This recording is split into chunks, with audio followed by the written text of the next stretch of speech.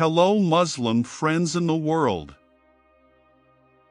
In the dense forests of Chiang Mai province, Thailand, there is a small Wat monastery known as Wat Pa Santi. This monastery is home to an elderly bhikkhu named Bhante Phra Kittisaro, a meditation teacher filled with tranquility and wisdom. Bhante Kittisaro was born in a small village to a poor farming family. Since childhood, he had shown an interest in the teachings of the Buddha. Every morning, before going to the fields with his parents, he would always make time to visit the village temple, clean the Buddha statues, and listen to sermons from the bhikkhus. At the age of 12, he asked his parents for permission to become a samanera, young novice monk.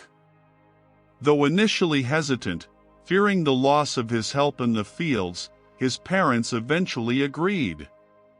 He studied diligently under the guidance of a wise old teacher.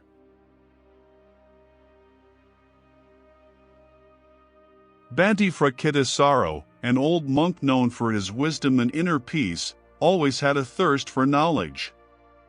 One morning, he walked to a small market in a nearby village to buy some necessities.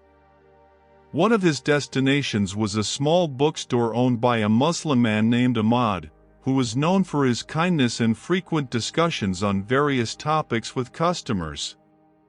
As he entered the bookstore, Bhante Phra Kittisaro was greeted warmly by Ahmad with a smile. He began looking for books on meditation and philosophy to study. However, his gaze was suddenly drawn to a book titled The Beauty of Islam, The Path to God.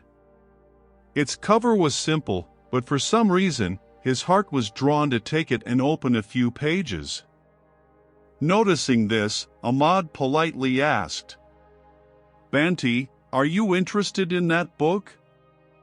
Bhante smiled and replied, "I am always open to learning something new, especially about the path to truth. Any teaching that promotes goodness is worth studying." Bhante eventually bought the book and brought it back to the Wat. In the tranquility of the forest monastery, he began reading it attentively. The book discussed Tawhid, the oneness of Allah, the lives of the prophets, and the concept of human submission to the Creator. Each page he read filled his heart with deeper questions. The next day, Bhante returned to Ahmad's bookstore, eager to learn more about Islam. Seeing Bhante's interest, Ahmad was delighted and said, "Bhante, if you don't mind, I would like to gift you some books about Islam. I believe knowledge is the right of anyone seeking truth." Ahmad gave Bhante several books, including the translation of the Quran, stories of the prophets, and the meaning of prayer in Islam. With gratitude, Bhante accepted the gift and returned to the monastery. Every night, after fulfilling his monastic duties, Bhante read these books. The more he read, the more his heart felt peaceful and calm. The concept that touched his heart the most was Tawhid, the teaching that there is only one God, Allah, who created and governs the universe. For him, this concept was both simple and profound, aligning perfectly with his lifelong search for the meaning of existence. In the silence of the forest, Bhante reflected, "All this time, I have sought peace through meditation and inner understanding. But why does this teaching of Islam give me a tranquility I have never felt before?" He began to compare the concepts of life in Buddhism and Islam. Buddha taught the path to overcome suffering through the Noble Eightfold Path. However, in Islam, he discovered that all those paths ultimately led to submission to the Creator. After days of reflection, Bhante decided to meet Ahmad again. "Ahmad, I have read the books you gave me. Islam holds such deep truth. What should I do if I want to embrace Islam?" Ahmad was surprised yet overjoyed. With gentleness, he explained the shahadah, the declaration that there is no God but Allah, and Muhammad is his messenger. Bhante listened carefully, and with a steady heart, he recited the shahadah in Ahmad's presence. News of Bhante Phra Kittisaro embracing Islam spread quickly. Some of his students and villagers were shocked, but Bhante explained with peace and clarity, "I have not abandoned the teachings of goodness. Islam is the continuation of my search for truth. The God I have been searching for is Allah, and I fully submit myself to him." With his new name, Abdullah Kittisaro, meaning servant of Allah filled with wisdom, he continued his life as a Muslim.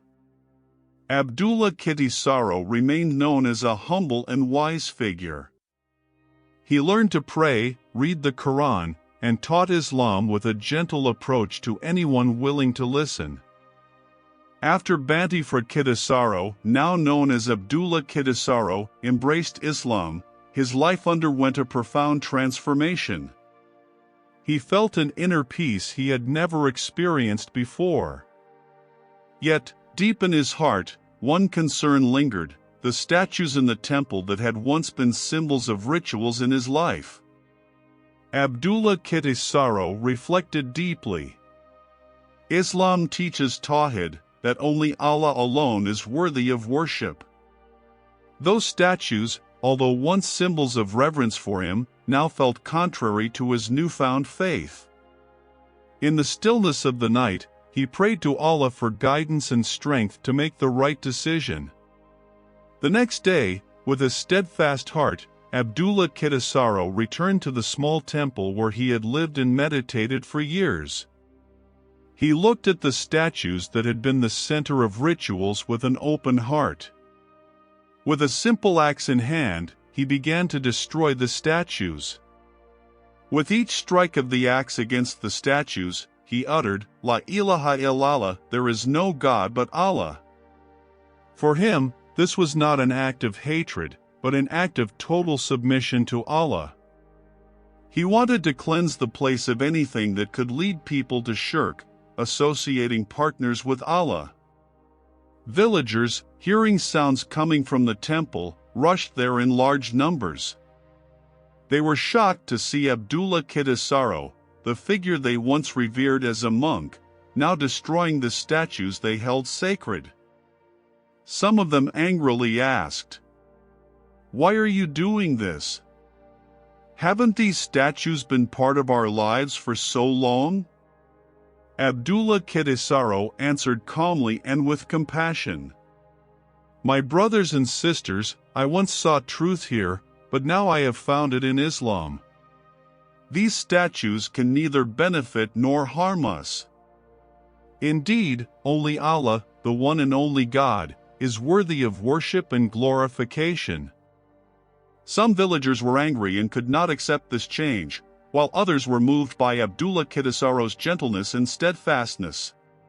They began to wonder about the teachings of Islam that made a wise monk like Kittisaro willing to leave his former beliefs. With patience, Abdullah Kittisaro began to dialogue with them, explaining the concept of Tawhid, that only Allah is worthy of worship, and any form of worship directed to other than him is misguidance. He quoted a verse from the Quran, "And we certainly sent into every nation a messenger, worship Allah and avoid taghut, false gods," Surah An-Nahl, verse 36. Gradually, some villagers began to understand and became interested in learning about Islam. Abdullah Kittisaro's actions were not merely about destroying statues but symbolized the purification of faith and the call to Tawhid among people who had not yet known Islam.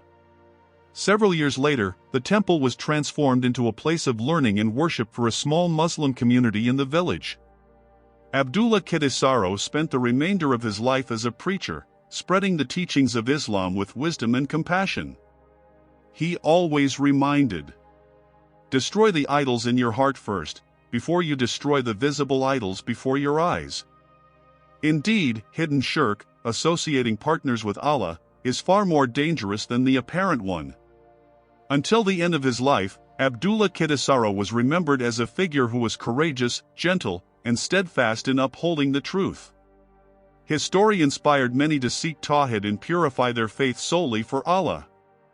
This story teaches us that finding the truth requires the courage to leave old habits, even when it is difficult. Abdullah Kittisaro showed that Allah's guidance can transform anyone, and the struggle to purify Tawhid is the highest form of servitude to Him. And say, the truth is from your Lord, so whoever wills, let him believe, and whoever wills, let him disbelieve. Surah Al-Kahf, verse 29.